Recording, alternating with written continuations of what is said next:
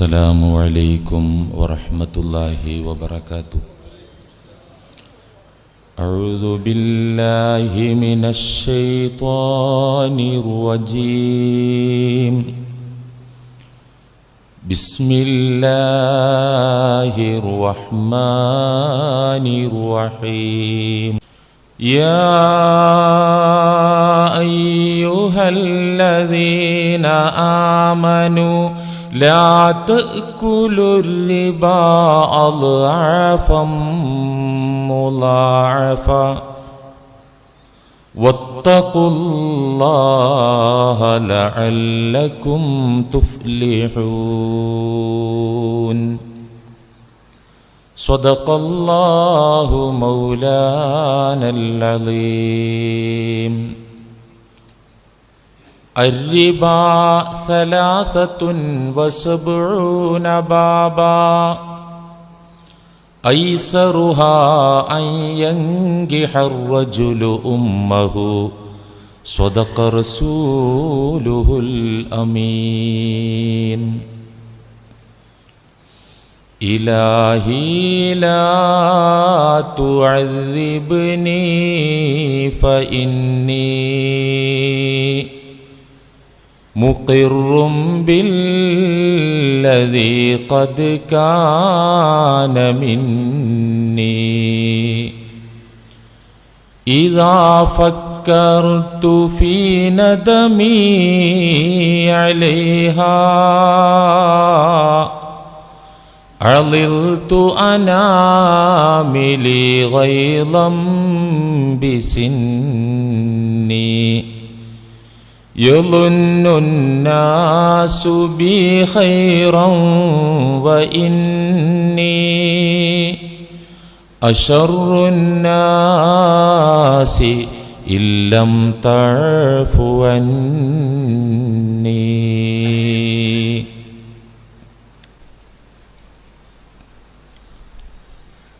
പ്രിയമുള്ള മുഅ്മിനീങ്ങളെ, പലിശയുമായി ബന്ധപ്പെട്ട ശക്തമായ ഉത്ബോധനം ഉള്ള, കനത്ത താക്കീതുകളുള്ള പരിശുദ്ധ ഖുർആനിലെ സൂറത്തുൽ ബഖറയിലെ 5 ആയത്തുകളാണ് കഴിഞ്ഞയാഴ്ച നാം ഇവിടെ വിശദീകരിച്ചത്. താൽക്കാലിക ലാഭം മുന്നിൽ കണ്ട് പെട്ടെന്ന് പണക്കാരനാകാനുള്ള കൊതിമൂത്ത് ആരെങ്കിലും പലിശ മേഖലയിലേക്ക് പോകുന്നുണ്ടെങ്കിൽ, പലിശ കച്ചവടത്തിൽ നിലനിൽക്കുന്നുണ്ടെങ്കിൽ അവരോടായിട്ടുള്ള പടച്ച തമ്പുരാന്റെ താക്കീതുകളാണ് നിങ്ങൾ കേട്ടുകഴിഞ്ഞത്. ഈ 5 ആയത്തിലും ശക്തമായ താക്കീതുകളാണ്, ഉത്ബോധനങ്ങളാണ് അള്ളാഹു ഉൾക്കൊള്ളിച്ചിട്ടുള്ളത്. ആ കൂട്ടത്തിൽ ഏറ്റവും വലിയ താക്കീതാണ് ഫഇല്ലം തഫ്അലൂ ഫഅ്ദനൂ ബിഹർബിൻ മിനല്ലാഹി വറസൂലി. നിങ്ങൾ ഈ ഉപദേശങ്ങളൊക്കെ കേട്ടിട്ടും അറിഞ്ഞിട്ടും മനസ്സിലാക്കിയിട്ടും പലിശ അപരാധമാണ്, നിഷിദ്ധമാണ്, ചൂഷണമാണ്, ക്രൂരതയാണ് എന്നൊക്കെ കാര്യകാരണ സഹിതം നിങ്ങളെ ഉത്ബോധിപ്പിച്ചിട്ടും നിങ്ങൾക്ക് പഠിപ്പിച്ചു തന്നിട്ടും ഫഇല്ലം തഫ്അലൂ, നിങ്ങൾ ആ മേഖലയിൽ നിന്ന് മാറി വരുന്നില്ലെങ്കിൽ, അത് നിങ്ങൾ അവസാനിപ്പിക്കുന്നില്ല എങ്കിൽ ഫഅ്ദനൂ ബിഹർബിൻ മിനല്ലാഹി വറസൂലി, അള്ളാഹുവിൻ്റെയും റസൂലിൻ്റെയും യുദ്ധപ്രഖ്യാപനം അത്തരം പലിശക്കാർക്കു നേരെ. ഇത് മനുഷ്യന് താങ്ങാകുന്നതിലും അപ്പുറത്തുള്ള മുന്നറിയിപ്പാണ്. അള്ളാഹുവിൻ്റെ യുദ്ധപ്രഖ്യാപനം. പരിശുദ്ധ ഖുർആൻ നമ്മൾ എല്ലായിടങ്ങളിലും പരതി നോക്കിയാലും പരിശോധിച്ചാലും പലിശക്കാരനല്ലാത്ത ഒരു കുറ്റവാളിയോടും അള്ളാഹു യുദ്ധം പ്രഖ്യാപിച്ചു എന്ന പരാമർശം കാണാനാകില്ല. പലിശയല്ലാത്ത കുറ്റങ്ങൾ എമ്പാടുമുണ്ട്. വ്യഭിചാരമുണ്ട്, മോഷണമുണ്ട്. ഇതൊക്കെ മ്ലേച്ഛകരമായ കുറ്റമാണെന്നും കടുത്ത അപരാധമാണെന്നും അതിനൊക്കെയുള്ള അടി ഈ ലോകത്ത് വെച്ച് തന്നെ ലഭിക്കുമെന്നും ഇസ്ലാമിക ശരീഅത്ത് നിയമപ്രകാരം ഐഹിക ലോകത്ത് തന്നെ പ്രഹരമേൽക്കേണ്ടി വരും, ശിക്ഷിക്കപ്പെടേണ്ടി വരും എന്നൊക്കെ പറഞ്ഞ അല്ലാഹു വ്യഭിചാരിയോട് യുദ്ധം പ്രഖ്യാപിച്ചിരിക്കുന്നു എന്നോ കള്ളനോട് യുദ്ധം പ്രഖ്യാപിച്ചിരിക്കുന്നു എന്നോ ഒരിടത്തും അല്ലാഹു പറഞ്ഞതായി, മറ്റു കുറ്റവാളികളോടൊന്നും യുദ്ധം പ്രഖ്യാപിച്ചതായി ഖുർആനിൽ കാണാനാവില്ല. എന്നാൽ പലിശക്കാരനോട് യുദ്ധം പ്രഖ്യാപിച്ചിരിക്കുന്നു എന്ന് കൃത്യമായി പറഞ്ഞിരിക്കുകയാണ്. മൂട്ടയെ കൊല്ലാൻ എന്തിനാ പീരങ്കി? കൊതുകിനെ കൊല്ലാൻ എന്തിനാണ് ആണവായുധം? ഒരു മനുഷ്യനെ തകർക്കാൻ എന്തിനാണ് ഉടയ തമ്പുരാൻ ലൈവായിട്ട് യുദ്ധത്തിനിറങ്ങുന്നത്? എന്തിനാ അതിന്റെ ആവശ്യം? അള്ള യുദ്ധത്തിനിറങ്ങുന്നാ പറയുന്നത്, അള്ള യുദ്ധം പ്രഖ്യാപിച്ചു എന്നാ പറയണേ. ഇതിന്റെ ആവശ്യമുണ്ടോ? ഒരു മനുഷ്യന്റെ പതനത്തിന് അള്ള യുദ്ധത്തിനിറങ്ങേണ്ട കാര്യമില്ലല്ലോ. പക്ഷേ ഇതിന്റെ അപകടം, ഇതിന്റെ ഗൗരവം നമ്മെ ബോധ്യപ്പെടുത്തുകയാണ് ഈ പരിശുദ്ധ സൂക്തത്തിലൂടെ, ഈ അവതരണത്തിലൂടെ, ഈ ശൈലിയിലൂടെ അള്ളാഹു ഇതിന്റെ ഗൗരവം പഠിപ്പിക്കുക. ഖുർആനിലെ ഈ ആയത്തുകളും പലിശ സംബന്ധമായി വന്ന ഹദീസുകളും വിശദീകരിച്ച് മഹാന്മാരായ ഇമാമുകൾ പറഞ്ഞു തരുന്നുണ്ട്. പലിശയെ ആക്ഷേപിക്കുന്ന ഖുർആനിലെ സൂക്തങ്ങൾ, പലിശയെ എതിർക്കുന്ന, നിഷിദ്ധമാക്കുന്ന, ആ പലിശ കാര്യത്തിൽ താക്കീത് നൽകുന്ന നബിവചനങ്ങൾ എല്ലാം എടുത്തുദ്ധരിച്ച് വിശദീകരിച്ചുകൊണ്ട് മഹാന്മാരായ ഇമാമുകൾ വിവരിച്ചു തരുന്നുണ്ട്, വിശദീകരിച്ചു തരുന്നുണ്ട്. ഒരാള് ഏത് മുഹമ്മദായാലും പോക്കരായാലും അബ്ദുറഹ്മാനായാലും മുഹമ്മദായാലും ഈ ഇടപാട് നടത്തി തൗബ ചെയ്യാതെ മരിക്കുകയാണെങ്കിൽ, ഈ വൃത്തികെട്ട ഇടപാടിൽ നിന്ന് തിരിച്ചു പോന്ന് തൗബ ചെയ്യാതെ മരിക്കുകയാണെങ്കിൽ സൂഉൽ ഖാത്തിമത്ത് ഭയക്കണം. അഥവാ മോശപ്പെട്ട മരണം, ഈമാൻ കിട്ടാതെ ചത്തുപോകുന്നത് ഭയക്കണമെന്ന് ഇമാമുകൾ ഈ ആയത്തുകളും സഹീഹായ ഹദീസുകളും ഉദ്ധരിച്ച് വിശദീകരിച്ച് പറഞ്ഞു തരാൻ. ഈമാൻ കിട്ടാതെ ചത്തുപോകുന്നത് അത്തരക്കാർ ഭയക്കണമെന്ന്. ലൈവായി പലിശയുമായി ബന്ധപ്പെടുന്നവർ മാത്രമല്ലല്ലോ, വാങ്ങുന്നവനും കൊടുക്കുന്നവനും അതിന് സാക്ഷി പറയുന്നവനും അതിൻ്റെ എഴുത്തുകുത്ത് നടത്തുന്നവരും ആ മേഖലയെ സഹായിക്കുന്നവരും ഒക്കെയും ദുരന്തം പേറേണ്ടി വരുമെന്നും ഹദീസ് വിശദീകരിച്ച് അയിമ്മത്ത് പറയുന്നു. മാത്രമല്ല മുഅ്മിനീങ്ങളെ, പലിശ കൊണ്ട് സമ്പാദിച്ചുണ്ടാക്കിയ ധനം കൊണ്ട് വളർത്തിയ മക്കൾ, അതുകൊണ്ട് ആഹാരം കഴിച്ച മക്കൾക്ക്, അതുകൊണ്ട് വിദ്യാഭ്യസിച്ച മക്കൾക്ക്, അതുകൊണ്ട് മരുന്ന് കഴിച്ച മക്കൾക്ക്, ജീവിതത്തിന് വേണ്ട ചിലവുകൾ പലിശപ്പണം കൊണ്ട് കിട്ടിയ മക്കൾക്ക്, ആ സന്താന പരമ്പരയ്ക്കൊക്കെയും പലിശയുടെ ഡാമേജ് ഉണ്ടാകുമെന്ന് ഇമാമുകൾ പറയുന്നു, ഈ ആയത്തുകളും ഹദീസുകളും ഉദ്ധരിച്ച്. ഈ ബാപ്പ മാത്രല്ല, കെട്ടിയോള് മാത്രല്ല, ആ സന്താന പരമ്പരയിൽ പലിശയുടെ ഡാമേജ് കാണും. കാരണം കുല്ലു ലഹ്മിൻ നബത മിനൽ ഹറാം, ഹറാമു കൊണ്ട് വളർന്ന ഇറച്ചി, അതിൻ്റെതായ ഡാമേജ് ഉണ്ടാകും എന്ന് മഹാന്മാർ വിശദീകരിക്കുകയാണ്.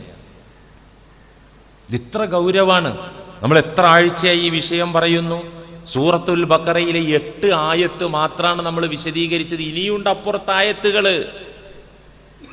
സൂറ ആലു ഇമ്രാൻ 130, 131, 132 എന്താ പ്രമേയം?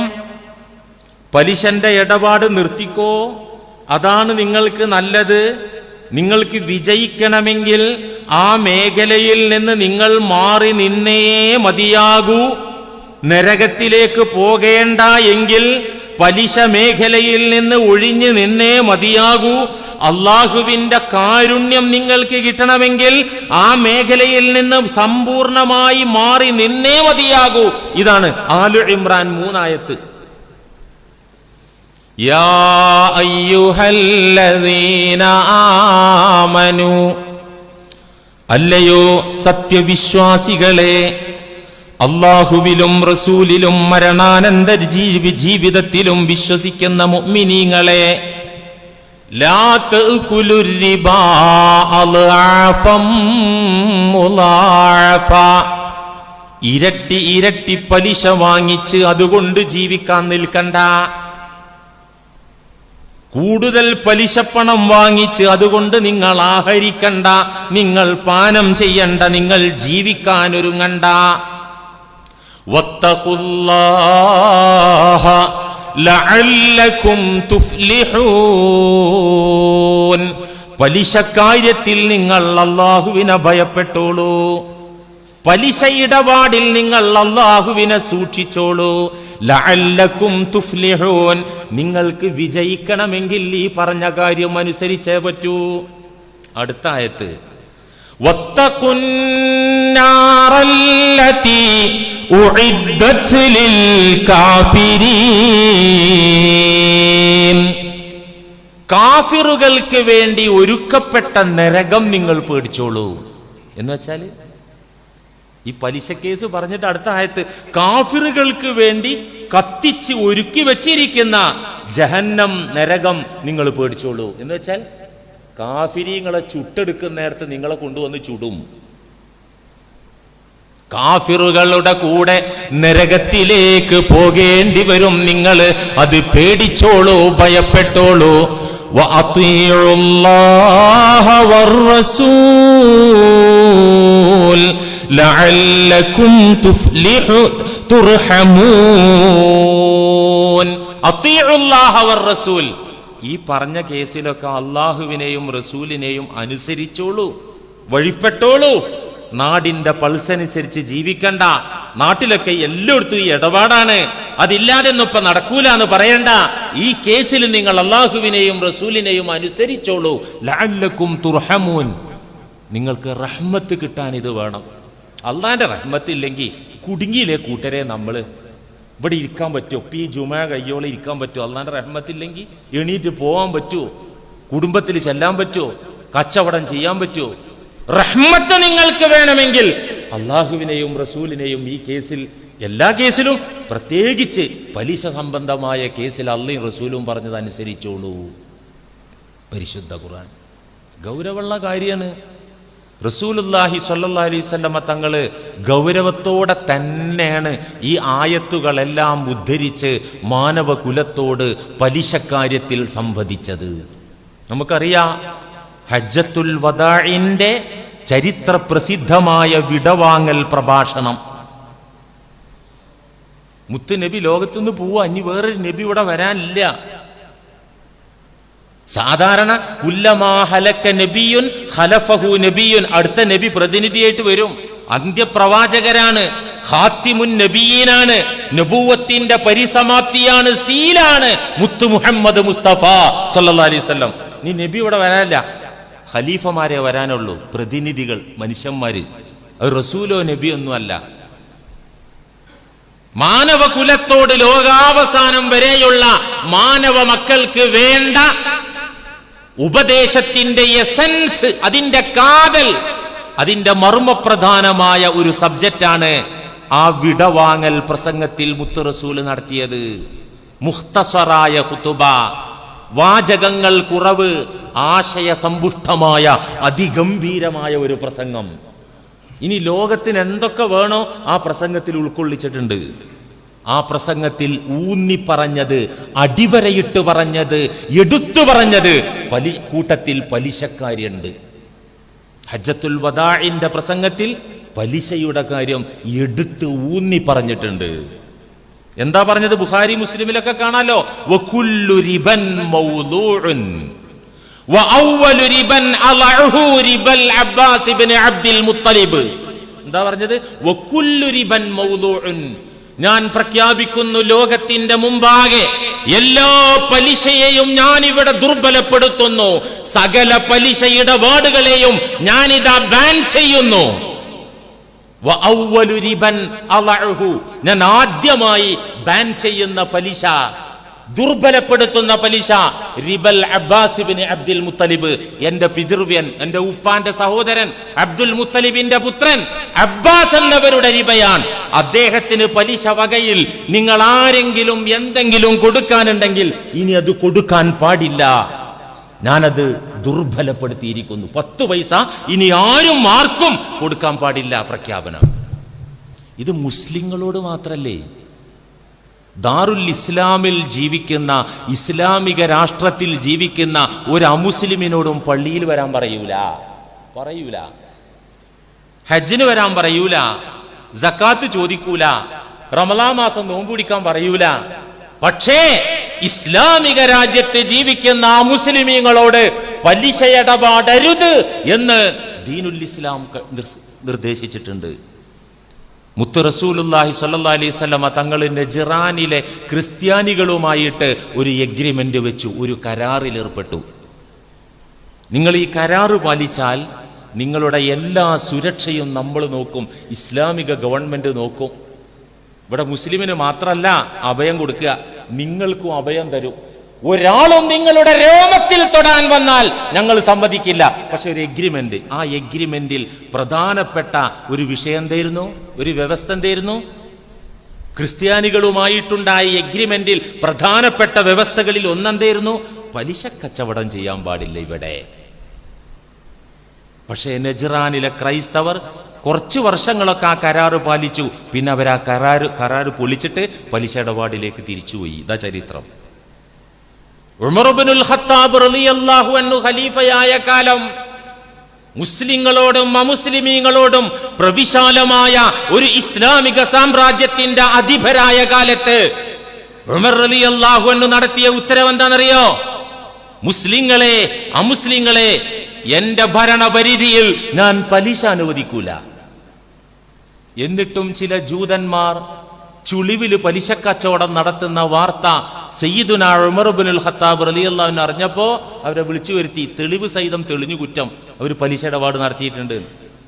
അവരെ നാട് കടത്തി സയ്യിദുനാ ഉമർ ഇബ്നുൽ ഖത്താബ് റളിയല്ലാഹു അൻഹു. ഇതിന്റെ ഗൗരവം മനസ്സിലാക്കാൻ വേണ്ടിയിട്ടാണ് ഈ പറയണേ. അതുകൊണ്ട് മുഅ്മിനീങ്ങളെ, പലിശ പലതരമുണ്ട്, പല വകഭേദങ്ങളുണ്ട്. നമ്മൾ വിചാരിക്കും പലിശ എന്ന് പറഞ്ഞപ്പോൾ നമ്മളെ നാട്ടിലൊക്കെ ഉള്ള ഈ വട്ടി ഇടപാട് ഇതാണ് പലിശ, അല്ലെങ്കിൽ ബാങ്കിന്റെ ആ ഇടപാട് അത്രേ ഉള്ളൂ, അതിനപ്പുറത്തൊന്നുമില്ല എന്ന് നമ്മൾ തെറ്റിദ്ധരിക്കണ്ട. പല രൂപങ്ങളിലും പല ഭാവങ്ങളിലും പല ശൈലികളിലും പലിശ ഉണ്ട്. റസൂലുള്ളാഹി സ്വല്ലല്ലാഹി അലൈഹി വസല്ലം പറയുന്നുണ്ട്, അർരിബാ സലാസത്തുൻ വസബഊന ബാബാ, പലിശ 73 ഐറ്റംസ് ഉണ്ട്. പലിശക്ക് 73 കവാടങ്ങളുണ്ട്. ഏത് വാതിലിലൂടെ ചെന്നാലും പലിശ കുഴിയില വീഴുക. 73 രൂപങ്ങള്, 73 ബാബുകളുണ്ട് പലിശക്ക്. എന്നിട്ട് പറയാണ് റസൂലുള്ളാഹി സ്വല്ലല്ലാഹി അലൈഹി വസല്ലം, ഐസറുഹ, ഈ 73 തരം പലിശയിൽ കുറ്റത്തിൽ ഏറ്റവും ലഘുവായ പലിശ അങ്ങനെയുണ്ട്. ഡോസ് കൂടിയ പലിശ ഉണ്ട്, കുറഞ്ഞ പലിശ ഉണ്ട്. ഐസറുഹ, 73 ഏറ്റവും ചെറിയ തരം പലിശ, ഉമ്മഹു, ഒരാൾ തന്റെ പെറ്റുമ്മയെ കല്യാണം കഴിക്കുന്നത് പോലെ മ്ലേച്ഛമായ കുറ്റമാണ്. ഒരാൾ സ്വന്തം പെറ്റുമ്മയെ കെട്ടുക എന്ന് പറഞ്ഞാൽ എത്രമാത്രം മ്ലേച്ഛമായ കുറ്റാണത്. പലിശയിലെ ഏറ്റവും ഡോസ് കുറഞ്ഞ പലിശ സ്വന്തം തള്ളയുടെ നെഞ്ചത്ത് കയറുന്നതിന് തുല്യമാണെന്ന് മുത്ത് മുഹമ്മദ് മുസ്തഫ സല്ലല്ലാഹു അലൈഹി വസല്ലം. ഗൗരവമുള്ള കേസല്ലേ ഇത്? ഞാൻ ഹദീസിന് അർത്ഥം പറയാണ്, അല്ലാതെ അശ്ലീലം ആഭാസത്തരം വിളിച്ചു പറയല്ല. ഇതിന്റെ ഗൗരവമാണ് ഇതിൽ നിന്ന് മനസ്സിലാക്കാനുള്ളത്. 73 തരം. റസൂലുള്ളാഹി സ്വല്ലല്ലാഹി അലൈഹി വസല്ലം തങ്ങളുടെ കാലത്ത് പ്രധാനമായിട്ടും 4 തരം, അടിസ്ഥാനപരമായിട്ട് 4 രീതിയാണ് പലിശക്ക് ഉണ്ടായിരുന്നത്. ഞാൻ എല്ലാം വിശദീകരിക്കുന്നില്ല, ഇതൊരു ഫിഖ്ഹ് ക്ലാസ്സിന് പറ്റിയ സമയമല്ല, പണ്ഡിതോചിതമായ ചർച്ചയ്ക്ക് പറ്റിയതാണ്. ഇവിടെ സാധാരണക്കാരൊക്കെ വന്നൊരു സംഭവമല്ലേ, അതുകൊണ്ട് ഈ ജുമാ സമയത്ത് ഒരു ഫിഖ്ഹ് ക്ലാസ് എടുക്കാൻ സമയമില്ല. എങ്കിലൊന്ന് മനസ്സിലാക്കാൻ വേണ്ടി, നബി തങ്ങളുടെ കാലം തൊട്ട് മഹാന്മാരായ കർമ്മശാസ്ത്ര പണ്ഡിതന്മാർ കിതാബുകളിൽ രേഖപ്പെടുത്തി വെച്ചത് ബേസിക്കലായിട്ട് പലിശക്ക് 4 രൂപങ്ങളാണ്. ഇതിന് പേരുണ്ട്: റിബൽ ഫളൽ, റിബൽ യദ്, റിബൻ നസാ, റിബൽ ഖർള്. 4 രൂപങ്ങള്. അതിൽ ആദ്യം പറഞ്ഞ 3 രൂപങ്ങള് സാർവത്രികമല്ല, വളരെ റെയറായിട്ട് മാത്രം ഇക്കാലത്ത് നടക്കുന്ന പലിശയാണ്.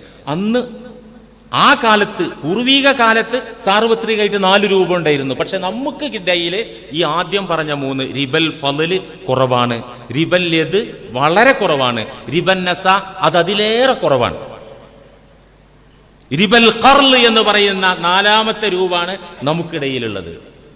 ഇതെന്താ സംഭവം? ആദ്യം പറഞ്ഞ 3 ഭക്ഷ്യവസ്തുക്ക് പകരം വിൽക്കുക, അരിക്ക് പകരം അരി വിൽക്കുക, അരിക്ക് പകരം ഗോതമ്പ് വിൽക്കുക, അതുപോലെ നാണയത്തിന് പകരം നാണയം വിൽക്കുക, സ്വർണത്തിന് പകരം സ്വർണം വിൽക്കുക, വെള്ളിക്ക് പകരം വെള്ളി വിൽക്കുക, സ്വർണത്തിന് പകരം വെള്ളി വിൽക്കുക, നാണയം തമ്മിൽ കച്ചവടം ചെയ്യുക, ഭക്ഷ്യവസ്തുക്കൾ തമ്മിൽ കച്ചവടം ചെയ്യുക. ഇവിടെ സാധാരണ കച്ചവട നിയമങ്ങൾക്ക് പുറമെ 3 നിബന്ധന പാലിക്കേണ്ടതുണ്ട്. 3 നിബന്ധന: അത്തമാസുലു വൽ ഹുലൂലു വത്തഖാബുലു.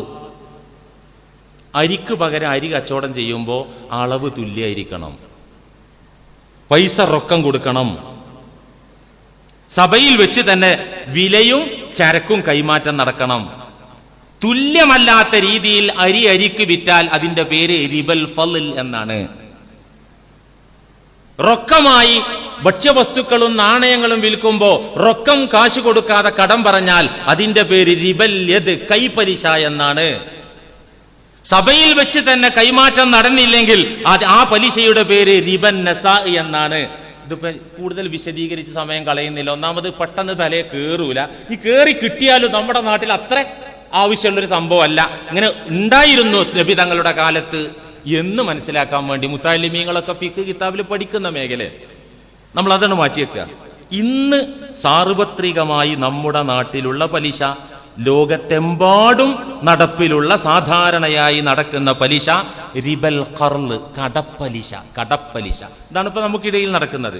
വായ്പയിൽ നടക്കുന്ന, കടം കൊടുക്കുമ്പോൾ നടക്കുന്ന പലിശ. അതെന്താ സംഭവം?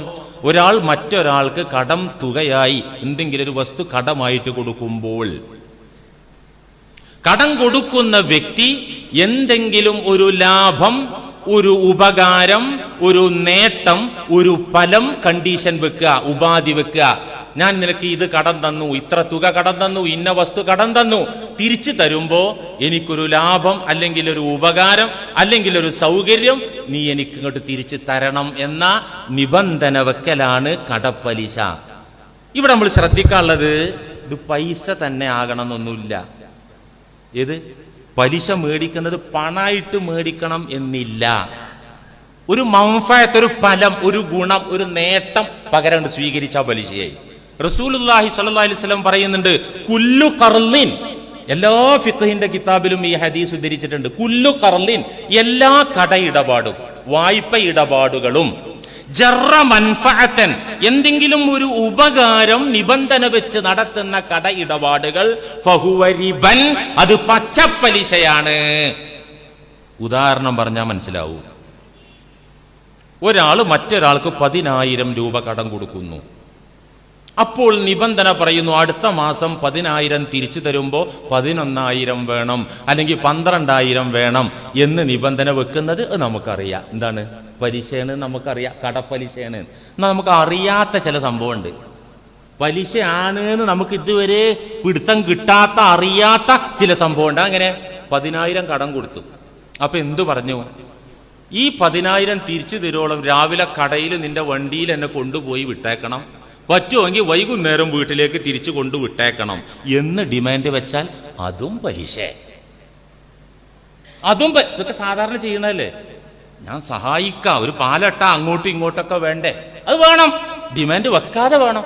അയാൾ ഇന്നത്തെ പൈസ ഒന്ന് സഹായിച്ചേക്കണമെന്ന് മറ്റോന് ആ മനസ്സ് വേണം, അത് കുഴപ്പമില്ല. ഡിമാൻഡ് വെച്ചാൽ ഞാൻ നിനക്ക് കടം തരാം, നിന്റെ വണ്ടിയിൽ ഞാൻ പറയുന്നിടത്ത് എന്നെ കൊണ്ടുപോയി വിടണം എന്ന് കടം കൊടുത്തവൻ ഡിമാൻഡ് വെച്ചാൽ ആ ഉപകാരം കൈപ്പറ്റുന്നത്, സ്വീകരിക്കുന്നത് പലിശയാണെന്ന് ഖാല റസൂലുള്ളാഹി.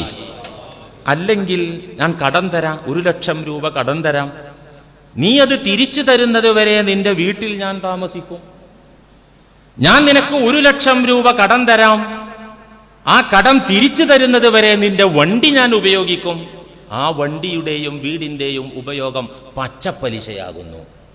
ഇപ്പൊ ഇതൊന്നും വേണ്ട, ഞാൻ കടം തന്നേക്കാം, നീ എന്നെ കാണുമ്പോൾ ഒന്ന് വാലാട്ടിയാ മതി, നീ എനിക്കൊന്ന് വിധേയപ്പെട്ട് നിന്നാ മതി, നീ എന്നെ അനുസരിച്ചാ മതി, എന്റെ മൂടൊന്ന് താങ്ങി തന്നാ മതി, എനിക്ക് വോട്ട് തന്നാ മതി, വോട്ട് ഞാൻ കടം തരാം, വോട്ട് തന്നാ മതി, ഡിമാൻഡാ. ഇതൊക്കെ പലിശയാണ് എന്ന് മുഹമ്മദുർ റസൂലുള്ളാഹി സ്വല്ലല്ലാഹി അലൈഹി വസല്ലം. ഇത് ഗൗരവമുള്ള വിഷയ കൂട്ടരെ. ഏറ്റവും നോർമൽ പലിശ ഉമ്മാനെ കിട്ടുന്നതിന് തുല്യാന്നല്ലേ പറഞ്ഞേ.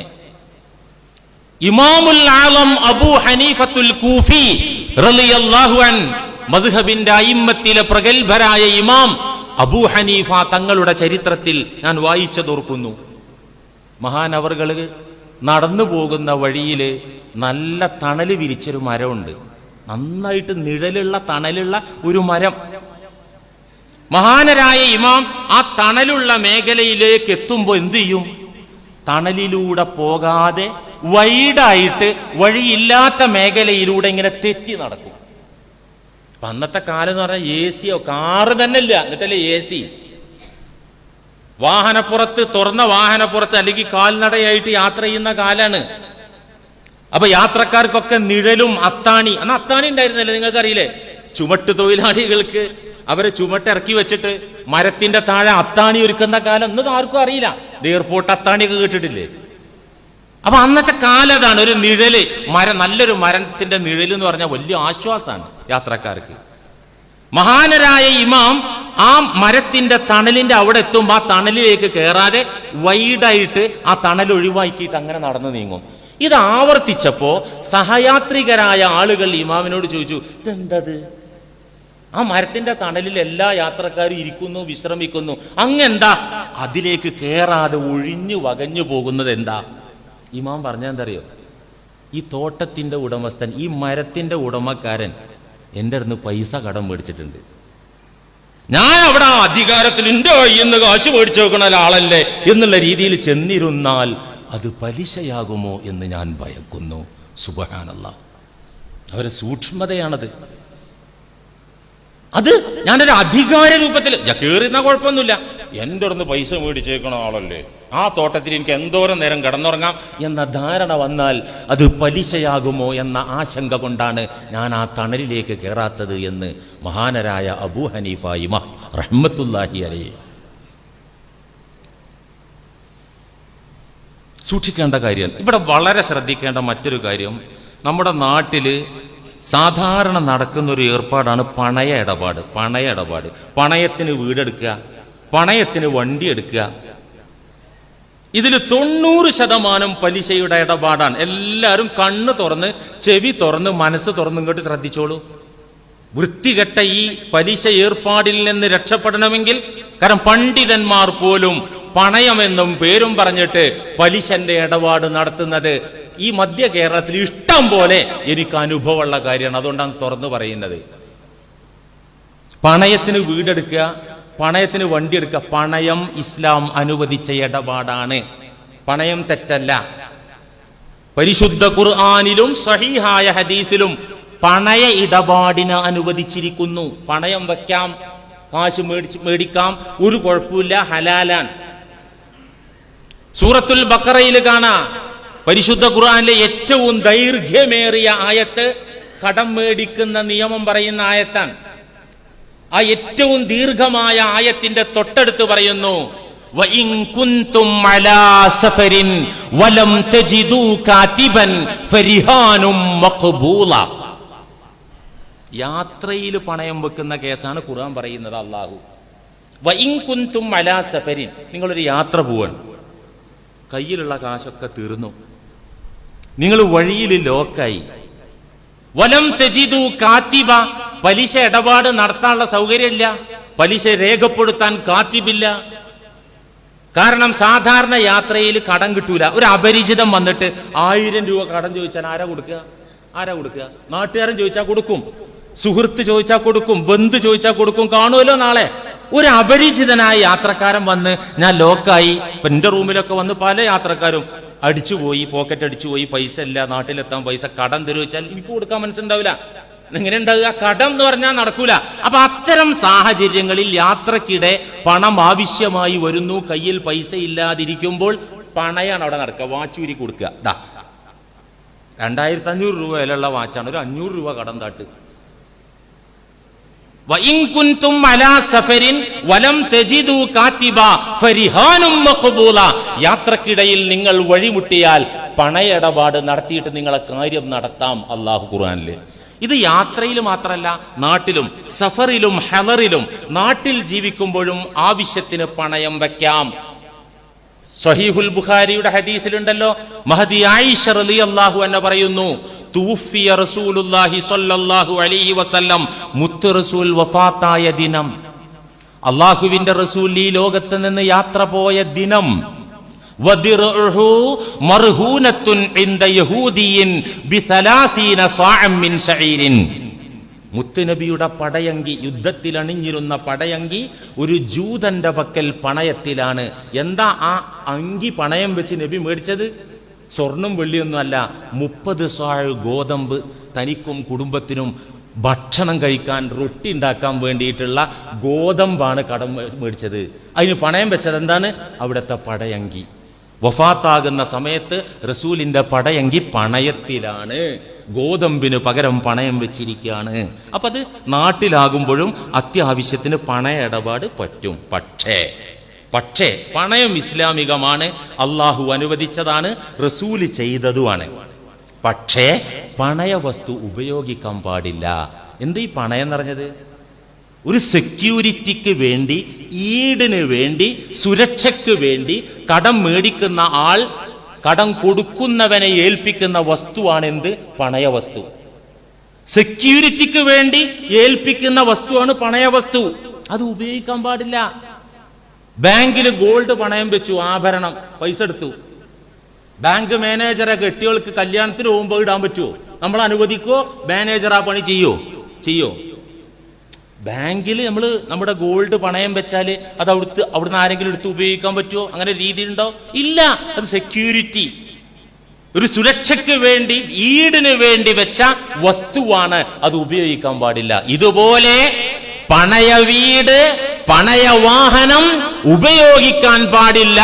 ഇസ്ലാം പഠിപ്പിച്ച പണയ നിയമത്തിൽ അതിന്റെ ഇസ്തിഅമാൽ, ഉപയോഗം പലിശയാണ്. ഒരു ഉദാഹരണം പറഞ്ഞാൽ മനസ്സിലാവും നിങ്ങൾക്ക്. ഒരു 2 നില നല്ല വാർക്ക വീട്, താഴെ 3 ബെഡ്റൂം, മുകളിൽ 3 ബെഡ്റൂം, ബാത്ത് അറ്റാച്ച്ഡ് റൂമുകൾ, വിശാലമായ മുറ്റം, ഹാള്, ഇങ്ങനെയുള്ള വലിയൊരു വീട്. നാട്ടു നടപ്പനുസരിച്ച് പ്രതിമാസ റെന്റ്, ഒരു മാസത്തെ വാടക 15,000 രൂപ കിട്ടുന്ന വീടാ. വാടക കൊടുക്കുകയാണെങ്കിൽ 15,000 രൂപ വരെ കിട്ടുന്ന ഒരു നല്ല വീട്. ഈ വീട് 15,000 രൂപക്ക് വാടകക്ക് മേടിക്കുന്നതിന് പകരം ഉടമസ്ഥനെ സമീപിച്ച ഒരാൾ പറയാണ് 10 ലക്ഷം പണയം തരാം, ആ വീട് താമസിക്കാൻ തരുമോ? അതിനെന്താ കുഴപ്പം? എനിക്കിപ്പോ മാസം 15,000 കിട്ടുന്ന ഇലറോ വെച്ചാ 10 ലക്ഷം ഒറ്റടിക്ക് കച്ചവടത്തിലിടാലോ, ഓക്കെ എന്ന് പറഞ്ഞു. അങ്ങനെ 10 ലക്ഷം കൊടുത്തിട്ട് പണയത്തിന് ആ വീടെടുത്ത് ഈ 10 ലക്ഷം കൊടുത്തവനും കുടുംബവും അവിടെ പോയി കിടന്നു. ഒരു കൊല്ലം കഴിഞ്ഞ് ഇറങ്ങി പോരുമ്പോൾ 10 ലക്ഷം മേടിച്ചിട്ട് പോന്നാൽ ഓരോ മാസവും 15,000 പലിശ കൊടുത്തതിന് തുല്യമാണ് ആ താമസം. കേറുന്നില്ലല്ലേ? ഇതൊക്കെ കേറാതൊക്കെ മുസ്ലിയാരെ നല്ലത്. ഞങ്ങൾക്ക് എല്ലാവർക്കും ഈ പണി ഉണ്ട് പറഞ്ഞാൽ എന്നെ ഇങ്ങനെ നോക്കി പേടിപ്പിക്കുക. ഞാനൊരു കാര്യം പറയട്ടെ, ഞാൻ ഈ മസാല നിങ്ങളോട് പറയാൻ ഒരുങ്ങിയപ്പോൾ ഇനി ഏതെങ്കിലും ഇസ്ലാമിൽ ഇപ്പോൾ പല ഗ്രൂപ്പുണ്ട്, പല ചിന്താഗതിക്കാരുണ്ട്, പല ആശയക്കാരുണ്ട്, പല സംഘടനകളുണ്ട്. ഏതെങ്കിലും കുരുത്തം കെട്ട ടീമിനെങ്കിലും ഇങ്ങനെ ഒരു അഭിപ്രായം, ഇതൊന്നും കുഴപ്പമില്ല എന്നുള്ള അഭിപ്രായം ഉണ്ടോ? ഞാൻ തപ്പി നോക്കി, കണ്ടില്ല. അബുല്ലാല മൗദൂദി സാഹിബിന്റെ തഫ്ഹീമുൽ ഖുർആൻ ഞാൻ വായിച്ചു നോക്കി. ഈ മേഖല, പണയ മേഖല, ഈ ബക്കറയുടെ വിശദീകരണം, അവിടെ പച്ചക്ക് അബുല്ലാല പറയുന്നുണ്ട് പണയ വസ്തു ഉപയോഗിക്കൽ പലിശയാണ്. സൗദിയിലെ ആധുനിക പണ്ഡിതന്മാര്, സലഫി പണ്ഡിതന്മാരുടെ ഫത്വ ഞാൻ നെറ്റിൽ സെർച്ച് ചെയ്ത് നോക്കി. അവരും പറയുന്നത് പച്ചപ്പലിശയാണ്, ഈ മൊയ്ലേറെ ഹുറാഫാത്ത് മസാലയാണ് എന്നുള്ള ആ ആശ്വാസത്തിലൊന്നും ആരും ഇവിടുന്ന് എണീറ്റുകൊണ്ട. മൂക്കിന്റെ ദൂരം കീഴ്പോട്ടുള്ള മുസ്ലിം പണ്ഡിതന്മാരൊക്കെ പറയുന്നു ഇത് പച്ചപ്പലിശയാണ്. ഏത് വണ്ടി എടുക്കുക, 2 ലക്ഷത്തിന് വണ്ടി ഇങ്ങോട്ട് എടുക്കുക, എന്നിട്ട് അതെങ്ങനെ ഓടിച്ച് നടക്കന്നെ, വണ്ടി തിരിച്ചു കൊടുക്കുമ്പോ ആ 2 ലക്ഷം മേടിക്കുക. അപ്പൊ എങ്ങനെ പലിശ വരിക? ഒരു സാധാരണ സ്വിഫ്റ്റ് കാറ് ഒരു മാസത്തെ റെന്റ് ഒരു 6,000 രൂപയെന്ന് കണക്കൂട്ടിക്കോ. ഓരോ മാസം 6,000 പലിശ കൊടുത്ത മേടിച്ച കുറ്റം അവിടെ ഉണ്ടാവും. അതിന് തത്തുല്യമായ അതിന്റെ ഉപയോഗം പലിശയാകുന്നു. എന്താ തെളിവ്? കുല്ലു ഖർളിൻ, ഏതൊരു കട ഇടപാടും വായ്പ ഇടപാടും ജറ മൻഫഅതൻ, എന്തെങ്കിലും ഒരു ഉപകാരം അവിടെ ഡിമാൻഡ് വെച്ചുകൊണ്ട് നടത്തുന്ന കട ഇടപാട് ഫഹുവ റിബൻ, അത് പലിശയാകുന്നു എന്ന് റസൂലുള്ളാഹി സ്വല്ലല്ലാഹി അലൈഹി വസല്ലം. പലർക്കും തല കറങ്ങാൻ തുടങ്ങിയിട്ടുണ്ടാവും. എല്ലാവരും തല കറങ്ങണ്ട. ഒരു ആശ്വാസത്തിന് ഞാനൊരു സംഭവം പറഞ്ഞുതരാം. ഒരാൾക്ക് ഒരു നിവൃത്തിയില്ല. ഒരു വീട് ഇപ്പം ഇന്നത്തെ കാലത്ത് വെക്കണമെങ്കിൽ ഒരു 10-15 ലക്ഷം റുപ്യ സ്ഥലവും വീടും, ഒരു കൂര പണിയാണെങ്കിൽ അതിൻ്റെ സ്ഥലം ഉണ്ടാകണേ ഒരു 15. ഇപ്പം നമ്മൾ 8 വീട് ഇപ്പോൾ പണിത് കൊടുത്തല്ലോ, 13 ലക്ഷയോളം രൂപ ഒരു വീടിന് ചെലവ് വന്നിട്ടുണ്ട്.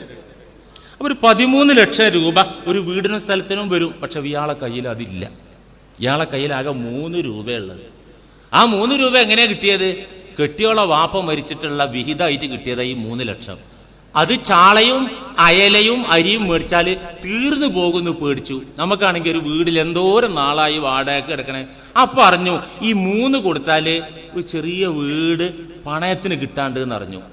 ഇയാൾക്കാണെങ്കിൽ ഈ 3 രൂപയ്ക്ക് സ്ഥലം കിട്ടൂല, വീടും കിട്ടൂല, ആകെ 3 രൂപയുള്ളൂ. എന്താ ചെയ്യുക?